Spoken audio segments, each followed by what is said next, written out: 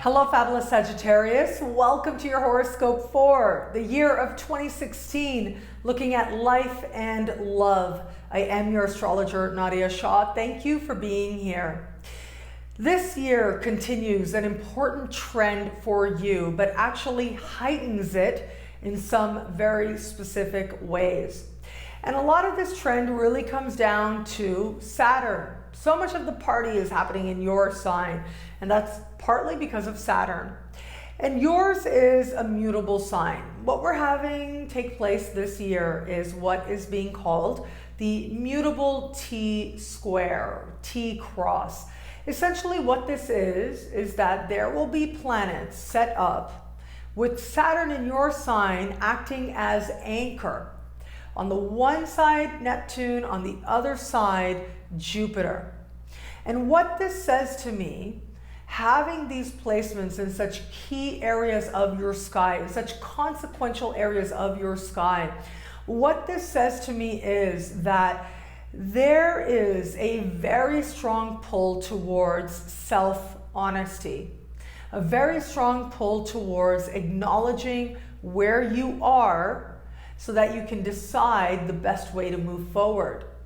And really this comes down to not kidding yourself, not telling yourself that things are different than they are. Now, that's a different thing than aligning your energy with what you desire to experience more of, right? That's a different thing. And then it's another thing to not want to see the truth, not want to see what's actually happening. You've got Saturn right now in your sign. There are times for empowerment. There are times that say, yes, think big and go for it. And if you believe it, you can be it. Yes, absolutely, that is true.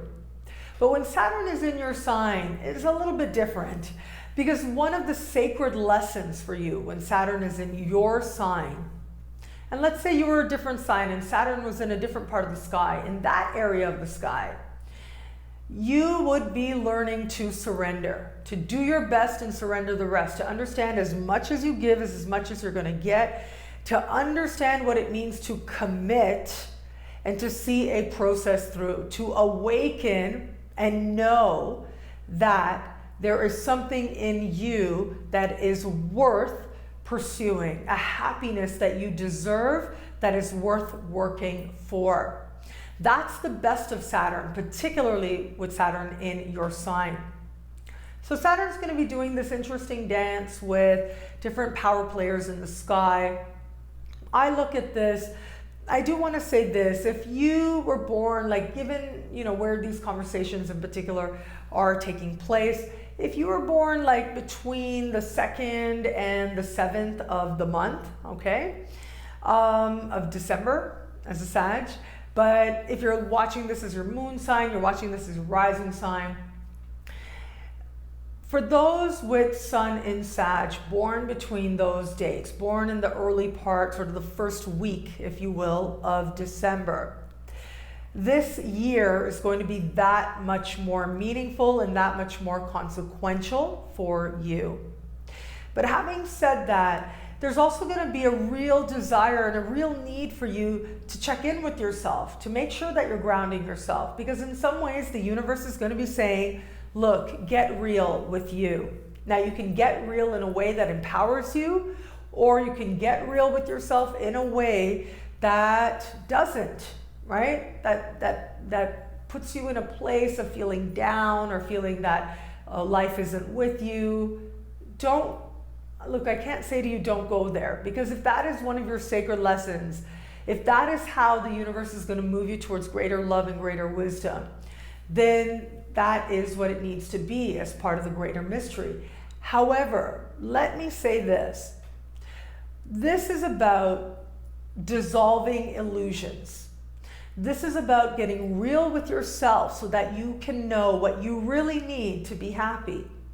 This is about acknowledging the truth of where you are so that you can see what work needs to be done. You can come up with a strategy that empowers you to go in the direction that is truly meant for you, that is truly calling you.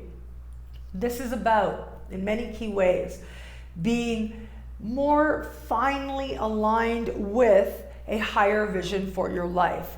And where it is that you've been in a space where you've been telling yourself that you want this thing and it's so big and it's, you know, it seems so large, might actually be very small thinking for what the universe has planned for you, or what the universe could present to you for your life.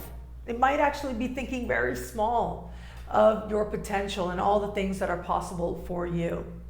So being willing to even see that is how you are going to garner power. And power really is key. Power is written all over the sky this year, and that is largely thanks to Mars.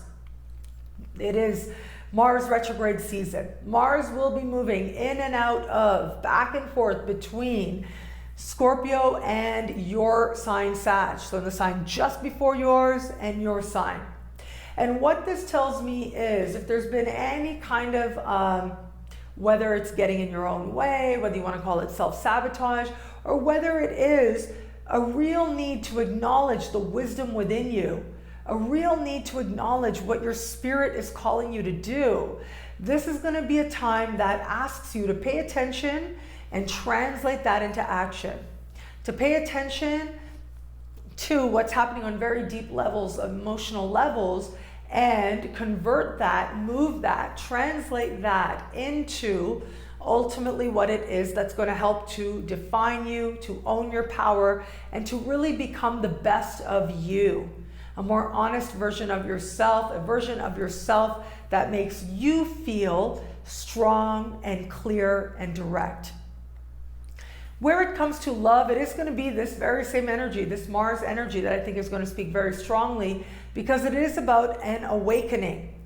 So where it is that you might have been in a situation, accepted a situation that isn't so great, you're going to get real with yourself.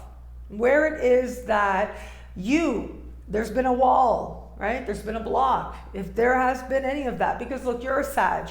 On a very core level, Sag is one of those signs that values their freedom. I mean, I think Sag and Aquarius, those are very freedom-oriented signs. And we could say a couple of other signs out there as well, but Sag, Aquarius, Gemini, these are some of the first signs I think of when I think freedom. Who needs freedom? Who wants freedom?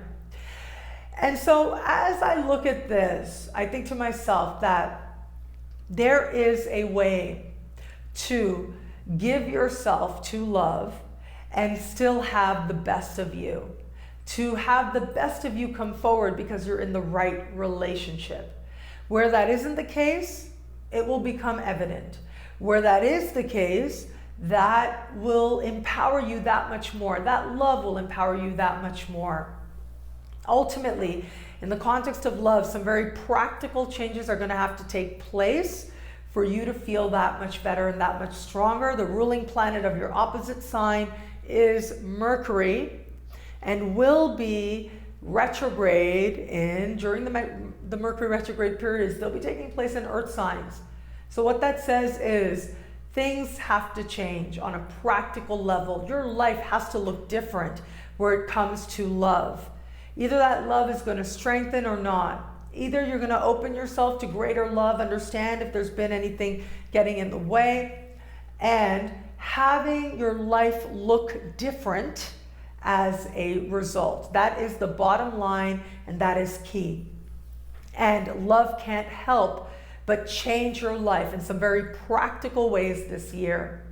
What I love about this year for you is it really is about your happiness. You are doing some work on yourself, and you are also coming into your own power. At the same time, you're dissolving illusions. You're realizing that maybe a pipe dream is not as far away or not as fantastical or not as fabulous as you thought it would be, that there's actually something that resonates much more deeper to the core of you. And finding that and living that truth is genuine freedom. And at the same time, love gets real. There are advancements happening in the context of love that can't help but create positive situations all around and bring a more genuine love into your life.